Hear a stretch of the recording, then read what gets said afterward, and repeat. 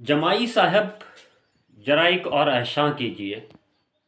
अब मुझे तालाब ही में डूब मरने दीजिए। कितना प्यारा शेर है ना।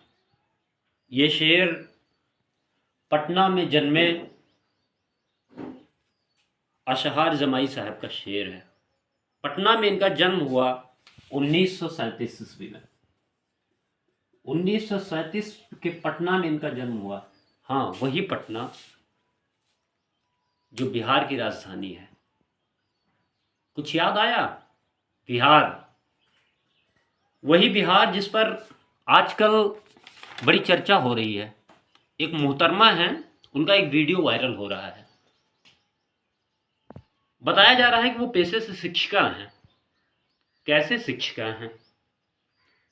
कैसे बच्चों को शिक्षा देती होंगी? मैंने तो वीडियो सुना और मुझे अपने शिक्षक होने पर और शिक्षक समुदाय के किसी व्यक्ति के एक ऐसे कृत्य पर घिन आ रही है। शिक्षक के अंदर तो प्रेम की भावना होती है ना, मोहब्बत होती है ना उसके अंदर। तो कोई इतना अश्लील कैसे हो सकता है? कोई गालीबाज कैसे हो सकता है? बताया जा रहा है कि मोहतरमा केंद्रीय विद्यालय में शिक्षिका हैं। किस विषय की शिक्षिका हैं यह हमें नहीं मालूम, मालूम करना भी नहीं है। ऐसे शिक्षक जो स्वयं अशिक्षित हैं, उनके बारे में क्या मालूम करना।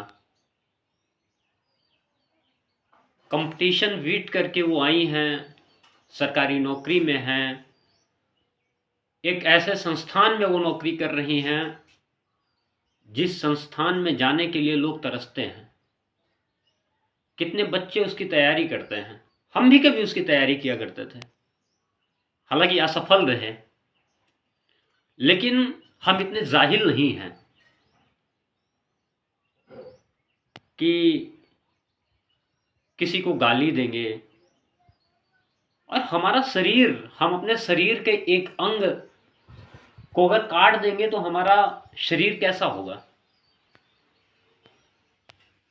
और भारत, ये देश तो जान से भी बढ़ के है। और वो जान के एक टुकड़े को वो काट देने की बात कर रही हैं अपनी वीडियो में। ये कैसे हो सकता है? बिहार, वो बिहार के बारे में बात कर रही हैं। शायद उनको जानकारी नहीं है कि बिहार ने क्या दिया है भारत को। मोहतरमा मैडम, आप कंपटीशन बीट करके आई हैं। मुझे पूरा उम्मीद और पूरा यकीन है कि आपने इतिहास जरूर पढ़ा होगा। और जब आपने इतिहास पढ़ा है तब आपको ये जानकारी होगी कि भारत के इतिहास में बिहार का कितना योगदान रहा है। क्या आपको यह नहीं पता है कि बिहार में ही केसरिया स्तूप है, जो दुनिया का सबसे बड़ा स्तूप है? क्या आपको यह जानकारी नहीं है कि दुनिया का सबसे बड़ा वाईफाई जोन वो बिहार के पटना में है, जिसकी रेंज 24 किलोमीटर के आसपास है। इसके पहले चीन में था, जिसका 3 या 3.5 किलोमीटर के आसपास रेंज था। दुनिया का सबसे पुराना विश्वविद्यालय, पूरी दुनिया भारत के बिहार में आती थी शिक्षा ग्रहण करने के लिए। क्या आपको वो भी नहीं पता है? हिंदू और सनातन धर्म का सबसे पुराना मंदिर और सबसे प्राचीन मंदिर वो बिहार में पाया जाता है। ये बिहार का इतिहास है।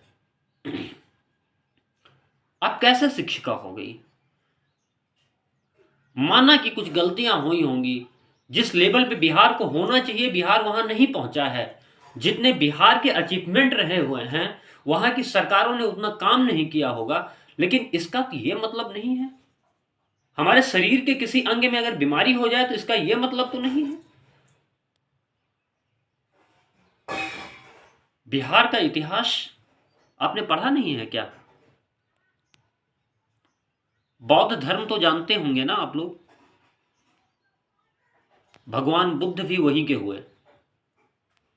बिहार का वही बोध गया, भगवान बुद्ध को वही ज्ञान की प्राप्ति हुई। जैन धर्म के 24वें तीर्थकर महावीर स्वामी का जन्म बिहार के वैशाली में हुआ। आपको यह भी ज्ञात नहीं है? मगध साम्राज्य, इतिहास तो पढ़ा होगा ना, 16 महाजनपद आते हैं ना इतिहास में। उसी 16 महाजनपद में सबसे बढ़िया साम्राज्य जो माना जाता था वो मगध का माना जाता था, जिसकी राजधानी राजगृह बताई जाती है।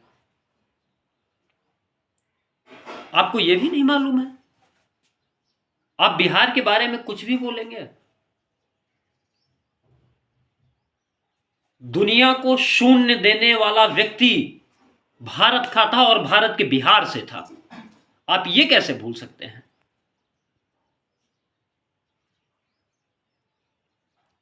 मैं आमतौर पर अपनी वीडियो को किसी के साथ शेयर करने के लिए नहीं बोलता हूं, लेकिन आज कह रहा हूं, इस वीडियो को इतना शेयर करिए कि ऐसे जाहिलों के पास जरूर जाए जो वो भारत के किसी भी कोने में, किसी भी भारत के किसी भी हिस्से को के लिए अपशब्द बोलते हो, भारत के किसी भी नागरिक के लिए अपशब्द बोलते हो। यह नहीं हो सकता है। आपने मौर्य साम्राज्य नहीं पढ़ा है, आपने गुप्त काल नहीं पढ़ा है, चंद्रगुप्त मौर्य को नहीं पढ़ा है, समुद्रगुप्त मौर्य को नहीं पढ़ा है, चाणक्य को नहीं पढ़ा है, घनानंद को नहीं पढ़ा है,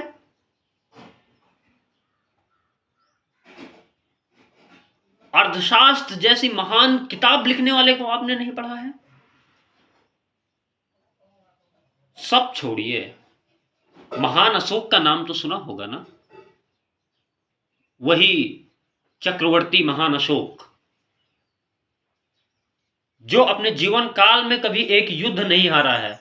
अशोक कभी अपने जीवन काल में एक युद्ध तक नहीं हारा है, और कलिंग के युद्ध के बाद उन्होंने अपना शस्त्र फेंक दिया और शांति के रास्ते पर निकल पड़े, बौद्ध धर्म को अपना लिया। वो भी बिहार के थे। शांति का संदेश देने वाले बिहार को कोई गाली देगा? भारत की आत्मा में बिहार है। उत्तर प्रदेश के बाद पूरे देश का दूसरा ऐसा राज्य है जो सबसे ज्यादा आईएएस और आईपीएस देता है। मैं तो कल से यह सोच रहा हूं कि आप विद्यालय के बच्चों को क्या पढ़ाती होंगी। मैं ईश्वर से प्रार्थना करूंगा कि जिन बच्चों को आपने पढ़ाया है उन बच्चों का भविष्य उज्जवल हो, उन बच्चों के अंदर ऐसी भावना ना आए जो भावना आपके अंदर है। अशोक ने भारत को 23 विश्वविद्यालय दिए, 23 विश्वविद्यालय। छोड़िए, ये सब छोड़ दीजिए, इन सब चीजों पर हम नहीं जाते हैं। मधुबनी पेंटिंग तो आपको पता होगी ना, मधुबनी की पेंटिंग पूरी दुनिया में जानी जाती है, वो भी बिहार की है।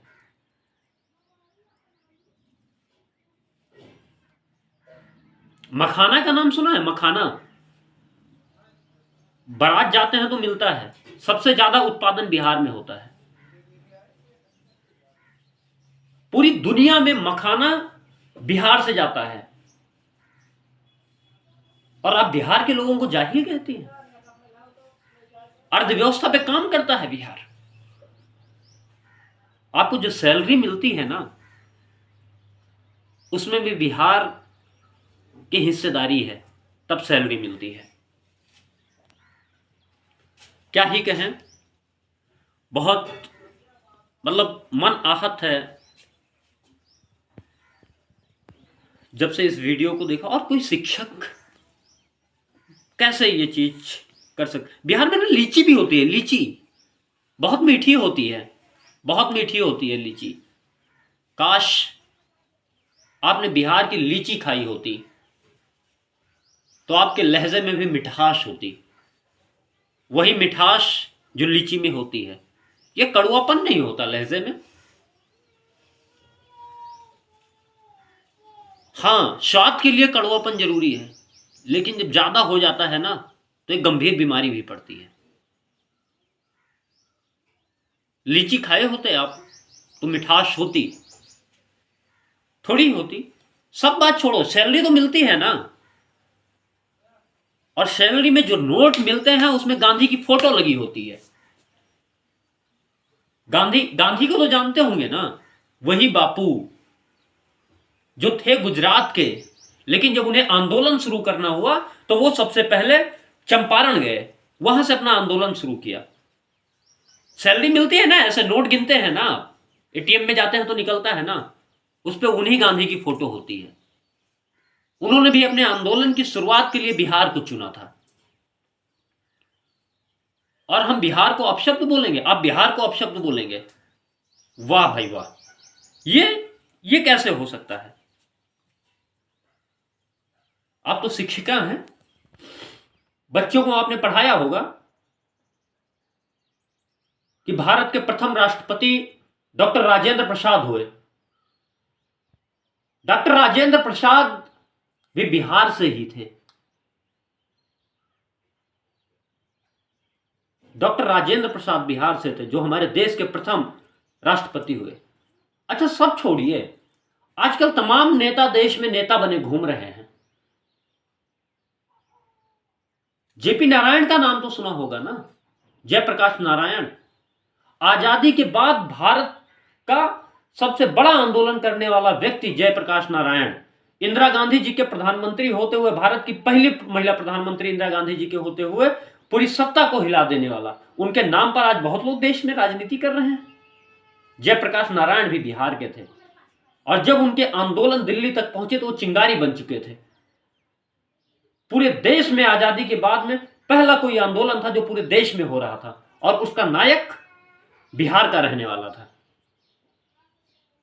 खैर, ईश्वर आपको सद्बुद्धि दे।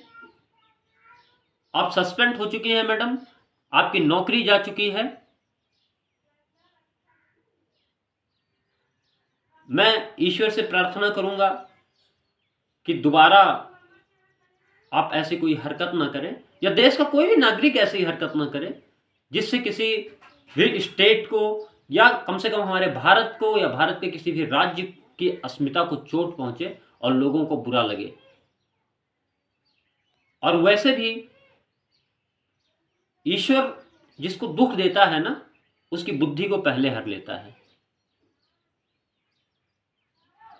आप तो शिक्षिका हैं, कविता पढ़ती होंगी ना।